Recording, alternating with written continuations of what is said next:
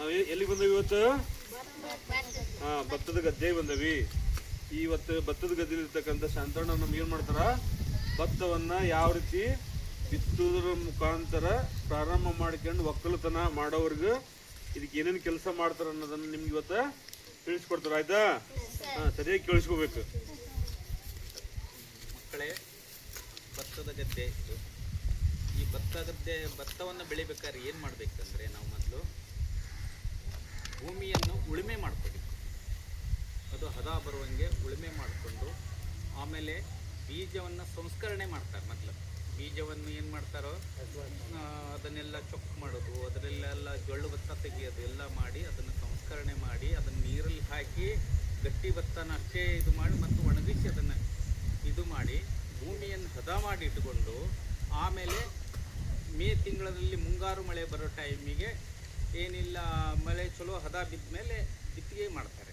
ಬಿತ್ತಿಗೆ ಮಾಡಿದ ಮೇಲೆ ಆಮೇಲೆ ಅದಕ್ಕೇನು ಮಾಡ್ತಾರೆ ಅಂದರೆ ಬರ ಹೊಡಿತಾರೆ. ಬರ ಹೊಡೆಯೋದು ಅಂದ್ರೆ ಗೊತ್ತಾಯ್ತಲ್ಲ ನಿಮಗೆ, ಕುಂಟೆ ಹೊಡಿತಾರೆ. ನಮ್ಮಲ್ಲಿ ಎಡೆ ಕುಂಟೆ ಹೊಡೆದು ಆಮೇಲೆ ಅದನ್ನು ಕೊರಡು ಗಿರಡು ಎಲ್ಲ ಹೊಡೆದು ಅದನ್ನು ಇದು ಮಾಡಿ ಇಡ್ತಾರೆ. ಆಮೇಲೆ ದೊಡ್ಡ ಮಳೆ ಬಂದ ಮೇಲೆ ಏನು ಮಾಡ್ತಾರೆ ಅಂದರೆ ನೀರು ಬರ ಅಂತ ಹೊಡಿತಾರೆ. ಮೊದಲು ಕಾಂಪೋಸ್ಟ್ ಗೊಬ್ಬರ ಹಾಕ್ಕೋಬೇಕು. ಎಲ್ಲೇ ಉಳುಮೆಕ್ಕಿಂತ ಮೊದಲು ಉಳುಮೆ ಮಾಡಿದ ಮೇಲೆ ಆಮೇಲೆ ಬೀಜ ಬಿತ್ತನೆ ಮಾಡಿ ಆಮೇಲೆ ಅದಕ್ಕೆ ಬರ ಹೊಡೆದು ಆಮೇಲೆ ಮಳೆ ಜೋರಾಗಿ ಶುರು ಆದಮೇಲೆ ಅದಕ್ಕೇನು ಮಾಡ್ತಾರೆ, ನೀರು ಬರ ಅಂತ ಹೊಡಿತಾರೆ, ಕೊರಡು ಹೊಡಿತಾರೆ. ಅವಾಗ ಕೊರಡು ಹೊಡೆದಾಗಿಂದ ಅದಕ್ಕೆ ನಾವು ಈ ರಾಸಾಯನಿಕ ಗೊಬ್ಬರ ಅದು ಎಲ್ಲ ಹಾಕಿ ಆದಮೇಲೆ ಅದನ್ನು ಮತ್ತೆ ಕಳೆ ತೆಗಿಬೇಕು. ಮತ್ತು ಅದರೊಳಗಿದ್ದಂಥ ಮಧ್ಯೆ ಇದ್ದಂಥ ಕಳೆ ಗಿಳೆ ಎಲ್ಲ ತೆಗೆದು ಚೊಕ್ಕು ಮಾಡಿ ಏನಿಲ್ಲ ಗೊಬ್ಬರ ಹಾಕಿ ಅದಕ್ಕೆ ಕಾಲಕ್ಕೆ ಮಳೆ ಬರಬೇಕು. ಆಮೇಲೆ ಇಲ್ಲಿ ಮಳೆ ಇಲ್ಲ ಅಂದರೆ ಅದಕ್ಕೆ ಬೋರ್ವೆಲ್ಲೋ ಅಥವಾ ಕಾಲುವೆ ನೀರು ಏನಾದರೂ ಅದಕ್ಕೆ ಬಳಕೆ ಮಾಡಿಕೊಂಡು ನಾವು ಭತ್ತವನ್ನು ಬೆಳಿತೇವೆ. ಭತ್ತವನ್ನು ಬೆಳೆದಾದ್ಮೇಲೆ ಅದಕ್ಕೆ ಇದು ಖುಷ್ಕಿ ಭೂಮಿ ಅಂದರೆ ಮಳೆ ಆಶ್ರಿತ ಅಂತಾರೆ.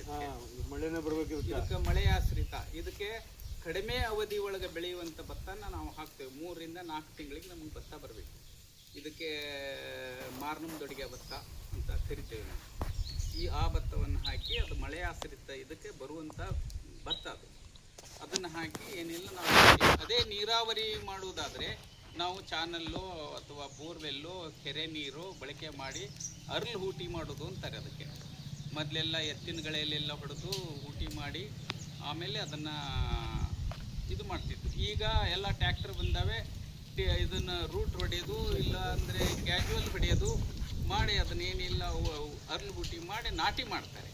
ನಾಟಿ ಮಾಡಿಯಾಗಿಂದ ಅದಕ್ಕೆ ಕಾಲಕ್ಕೆ ಗೊಬ್ಬರ ಔಷಧಿ ಏನಿಲ್ಲ ಹಾಕಿ ಆಮೇಲೆ ಭತ್ತವನ್ನು ಬೆಳೆದು ಆಮೇಲೆ ಕೊನೆಗೆ ಇದು ಮಾಡ್ತಾರೆ, ಕೊಯ್ಲು ಮಾಡೋದು.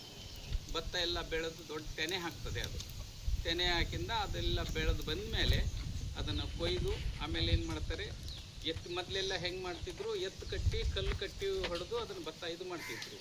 ಈಗೆಲ್ಲ ಮಷಿನ್ ಬಂದಾವೆ. ಈಗ ಮಷಿನ್ನಲ್ಲಿ ಕಟಿಂಗ್ ಮಾಡಿ ಆಮೇಲೆ ಅದನ್ನು ಭತ್ತವನ್ನು ಬೇರೆ ಕೊಡ್ತದೆ, ಹುಲ್ಲು ಬೇರೆ ಆಗ್ತದೆ. ಆಮೇಲೆ ಅದನ್ನು ಮಾರ್ಕೆಟಿಗೋ ಅಥವಾ ತೊಗೊಂಡೋಗಿ ರೈತ ಅದನ್ನು ಮಾರಿ ಇದು ಮಾಡ್ತಾನೆ. ಇದು ಕೃಷಿ ಅಂದರೆ ಅಷ್ಟು ಸುಲಭದ ಕೆಲಸ ಅಲ್ಲ. ಆಮೇಲೆ ಎಂಥವ್ರಿಗೂ ಬರುವಂಥದ್ದೇ ಇದು. ಓದಿ ಕಲಿಯೋದು ಅಲ್ಲ, ಇದು ಅಲ್ಲ. ಮನುಷ್ಯ ಹುಟ್ಟಿನಿಂದನೂ ರೈತಾಪಿ ಕುಟುಂಬದೊಳಗಿದ್ದವಂಗೆ ಅದರ ಬಗ್ಗೆ ಏನು ಹೇಳ್ಕೊಡ್ಬೇಕು ಅಂತ ಇಲ್ಲ. ಯಾಕಂದರೆ ಅದು ವಂಶ ಪರಂಪರೆಯಾಗಿ ಬಂದುಬಿಟ್ಟಿರ್ತದೆ ಅದು. ಆದರೆ ಇವತ್ತಿನ ಇದರಲ್ಲಿ ರೈತನಿಂದನೇ ಇಡೀ ದೇಶಕ್ಕೆ ದುಡ್ಡು ಬೇಕಾದಷ್ಟು ದುಡಿಬೋದು ಮಕ್ಕಳು.